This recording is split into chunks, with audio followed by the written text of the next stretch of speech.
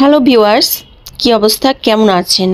আশা করছি আল্লাহর রহমতে অনেক ভালো আছেন। তো আজকে অন্য দিনের মতো ফেসিয়াল একটা আপনাদেরকে দেখাবো, তাই আপনাদের সামনে এগুলো প্রেজেন্ট করেছি। সো ভিউয়ার্স, আপনারা দেখতে থাকেন আর আমি বলতে থাকি বন্ধুগণ। ওকে, তো এটা হচ্ছে তার ফার্স্ট লুক ছিল, যেটা আপনি এখন দেখলেন। ওকে, সো আমি ওনার মুখটা কি দিয়ে ফেসিয়াল করি, সো আপনাদেরকে এই প্রসাধনীগুলো আপনাদেরকে দেখিয়ে নিলাম।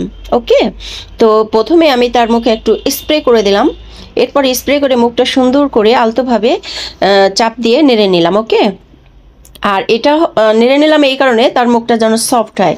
তো কি স্প্রে দিয়েছি এটা আসলে আপনাদেরকে বলবো না, কারণ এটা হচ্ছে পার্লারের হচ্ছে সিক্রেট। ওকে বন্ধুগণ, তো ভিউয়ার্স, আমি প্রথমে একটা প্যাক লাগিয়ে দিলাম ওনার মুখ স্কিনে। তো ওনার স্কিনে লাগানোর পর বেশ কিছুক্ষণ সময় ওনাকে দিয়ে রেখে দিলাম। ওকে, এরপর যখন আমার সময় ফ্লাফ হয়ে গেছে, সো এটা আমি মুছে ফেললাম সুন্দর করে আলতোভাবে একটা তাওয়াল দিয়ে। এটা মুছে ফেললাম, এটা হচ্ছে গরম তাওয়াল দিয়ে হালকা কুসুম। ওকে, কারণ শীতের দিন একটু গরম ঠান্ডা লাগবে এই কারণে। ওকে ভিউয়ার্স, সো তারপর আমি নেক্সট একটা করে প্রোডাক্ট, আমার যেটা মাসাজ ক্রিম, সো ওইটা ইউজ করলাম। তো আমি সুন্দর করে আলতোভাবে আমি মাসাজ করছিলাম, যে এমনভাবে মাসাজ করলাম যেন মুখের কালো দাগগুলো রিমুভ হয়ে যায়।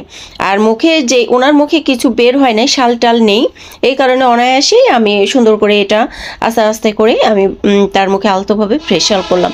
আর এমনভাবে ফেসিয়াল করতে হবে এবং মাসাজ করতে হবে, এটা খুব ইম্পর্টেন্ট, কারণ মাসাজটা খুবই গুরুত্বপূর্ণ। কারণ মাসাজটা উল্টাপাল্টা হলে মুখটা একটু বয়স হয়ে গেলে এটা একটু চেঞ্জ হয়ে যায়, মানে চামড়াগুলো একটু ঝলে যায়। ওকে, ঝলসে যায়, মানে একদিকে বেশি হয়ে যায় একদিকে হয়ে যায়, এই কারণে খুব সাবধান এটা কেয়ারভাবে করতে হবে। আর আমি কিন্তু হংকংয়ে গিয়েও আমি হচ্ছে পার্লারে কাজ করে আসছি এর আগে। ওকে, তো যাই হোক বন্ধুগণ, আমার বেশ কয়েকটা ইন্টারন্যাশনাল সার্টিফিকেট আছে, সো এটা আপনাদেরকে জানিয়ে রাখলাম। যদি কেউ আমার পার্লারে আসতে চান, এটা হচ্ছে আমার Puthia Salma beauty parlour, so এখানে যোগাযোগ করতে পারেন ইনবক্সে, এবং সরাসরি যারা চিনেন তারা তো বুঝতেই পারতেছেন কোথা থেকে বলতেছি।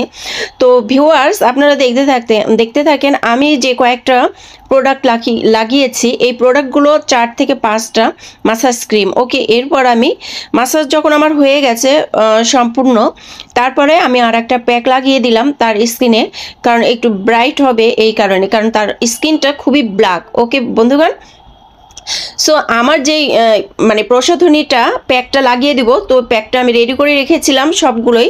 সো আমি প্যাকটা জাস্ট আমি ওনার স্কিনে লাগিয়ে দিলাম আলতোভাবে, বেশ কিছুক্ষণ আবারও রেখে দিলাম, এরপর আমি উঠিয়ে ফেললাম।